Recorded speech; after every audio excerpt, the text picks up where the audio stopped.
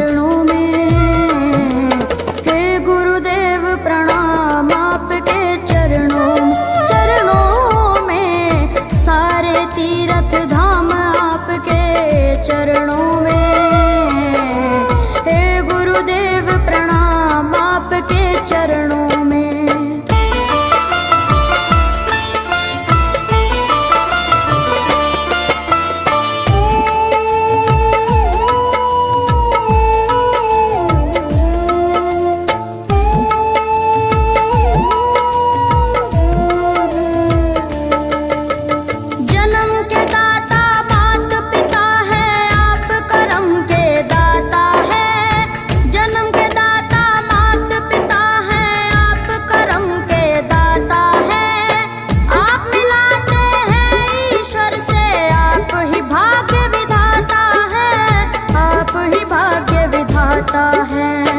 दुखिया मन को रोगी तन को,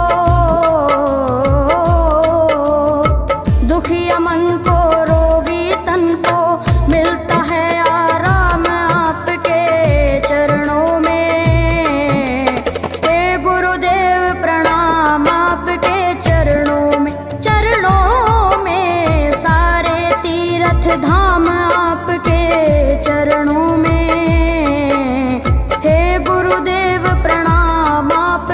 चरणों में।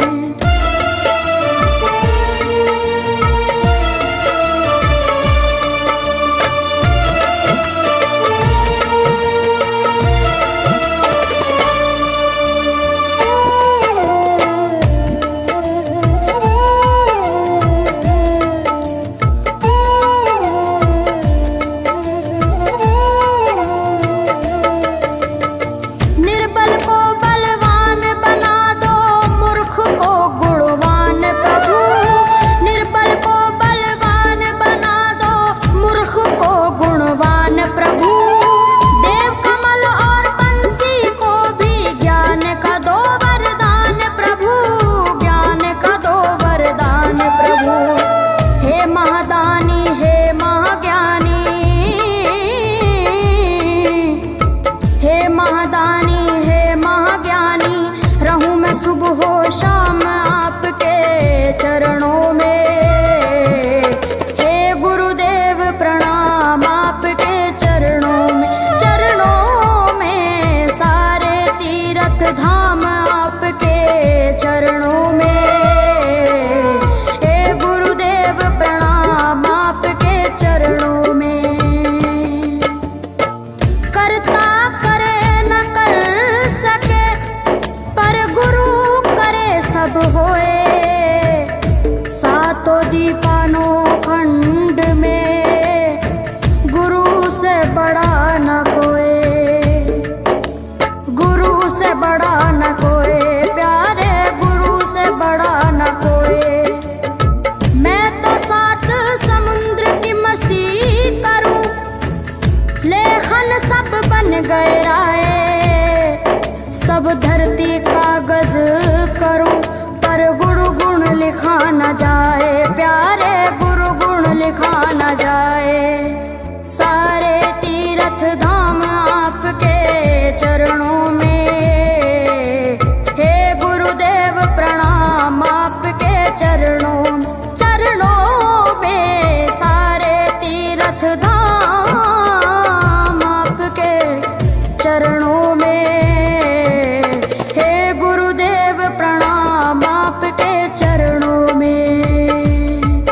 मेरे बाबा है, मेरे बाबा, मेरे बाबा, मेरे बाबा, मेरे बाबा।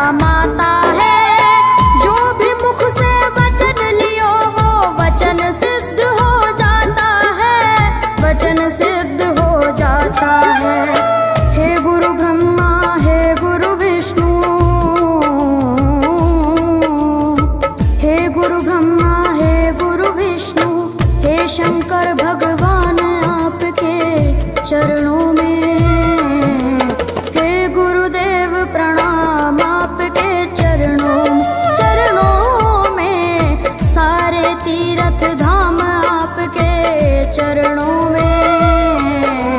हे गुरुदेव प्रणाम आपके चरणों में।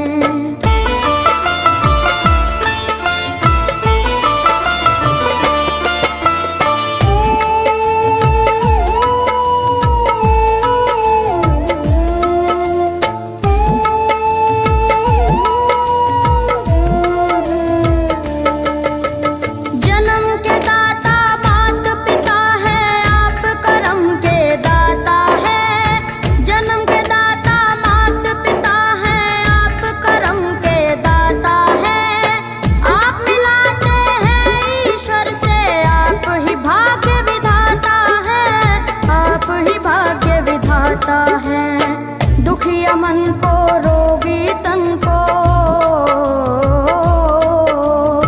दुखिया मन को रोगी तन को मिलता है आराम आपके चरणों में। हे गुरुदेव प्रणाम आपके चरणों में। चरणों में सारे तीर्थ धाम आपके चरणों में। गुरुदेव प्रणाम आपके चरणों में।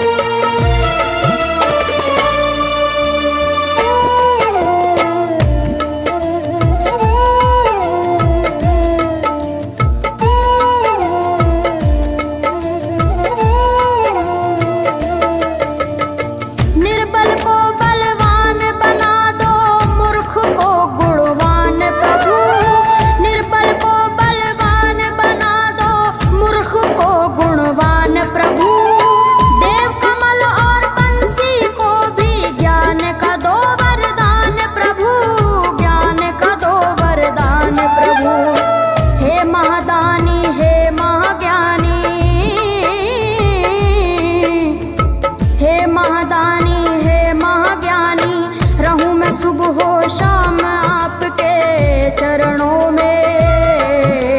हे गुरुदेव प्रणाम आपके चरणों में। चरणों में सारे तीर्थ धाम आपके चरणों में।